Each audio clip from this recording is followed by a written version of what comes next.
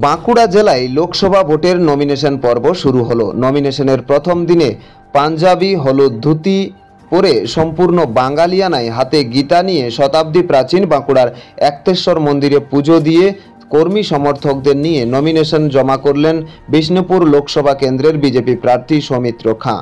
কড়া নিরাপত্তার মধ্য দিয়ে মনোনয়ন পর্ব শুরু হলো। মিছিল করে মনোনয়নপত্র জমা দেওয়ার জন্য জেলা শাসকের দপ্তরে উপস্থিত হন বিজেপি প্রার্থী সৌমিত্র খাঁ এবং তার দলের কর্মী সমর্থকেরা। মনোনয়নপত্র জমা দেওয়ার আগে সাংবাদিকদের মুখোমুখি হয়ে তিনি জানান, জীবন বড় বৈচিত্র্যময়, সকলকে একসাথে নিয়ে কাজ করতে হয়, এটাই ভারতীয় জনতা পার্টির বৈশিষ্ট্য এবং বিপুলভাবে সংখ্যাগরিষ্ঠ নিয়ে জয়লাভ করব, এমনই দাবি করলেন বিজেপি প্রার্থী সৌমিত্র খাঁ।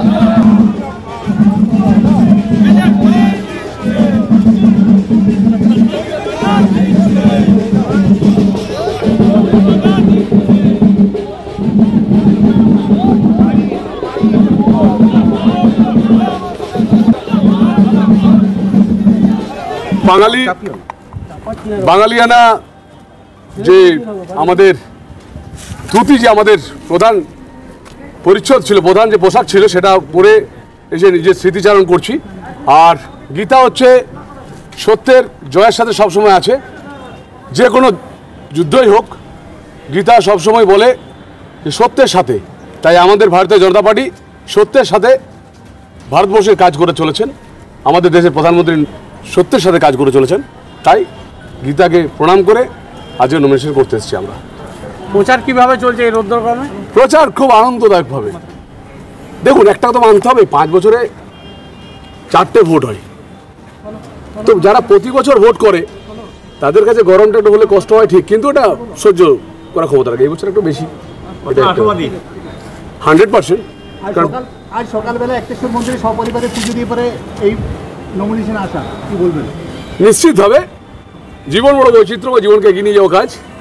তো আমরা শুধু একটা কথাই বলবো, সত্যের জয় হবে, একদম সত্যের জয় হবে। এই গরমে কি কি প্রিকশন নিচ্ছেন প্রচারের ক্ষেত্রে? ওআরএস আর রাস্তার যে কোনো জলই খাচ্ছি, পরিষ্কার কথা।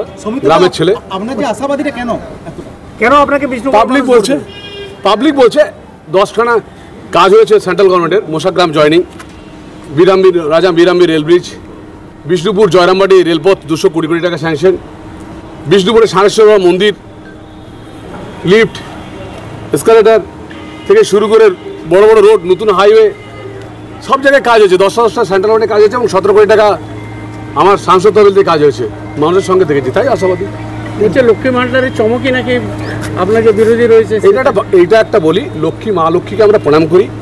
মমতা দিদি লক্ষ্মী ভান্ডার করে সমস্ত সেলফ হেল্প গ্রুপের সমস্ত মহিলাদেরকে ঋণগ্রস্ত করে দিয়েছে। আমরা মানিকবাজারে দেখেছি, কারণ প্রত্যেকটা সমবায়ের থেকে সমস্ত মহিলাদের মমতা দিদি ঋণ করিয়ে দিয়েছে। এটা একটা বহুত রকম ঘেরাটোপ। এটা পরবর্তীকালে সবাই বুঝতে পারেন যে কত বড় বিপদ আমরা পড়তে চলেছি।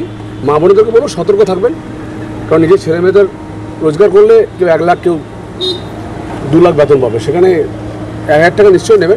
আমাদের তো লিডাররা বলেছেন যে 3000 টাকা করে আমরা অন্নপূর্ণা ভান্ডার দেবো। তো আমরা নিশ্চিতভাবে বলতে পারি মা বোনেরা আমাদের সাথে আছে। সন্দেশখালী কতটা প্রভাব ফেলবে? সন্দেশখালী এই ঘটনাটা শুধুমাত্র একটা ছোট নিমিত্ত মাত্র। এরপর অনেক ঘটনা আছে পশ্চিমবাংলায়। সন্দেশখালী পশ্চিমবাংলার সব জায়গাতেই, পশ্চিমবাংলার প্রত্যেক জায়গাতে শাহজাহান আমজাদরা ঘুরে বেড়াচ্ছে, প্রত্যেক জায়গাতে এরকম হচ্ছে। 5 বছরে কোনো শিল্পই আনেননি আপনি, বড় শিল্প। আপনাকে একটা কথা বলি, শিল্প আনাটা রাজ্য সরকারের কাজ। আমার কাজ হলো অ্যাডজাস্টমেন্ট করা টাটা কোম্পানিকে, তাই বিষ্ণুপুরে আসতে পেরেছে, অন্য কোনো জায়গায় আসতে পারেনি।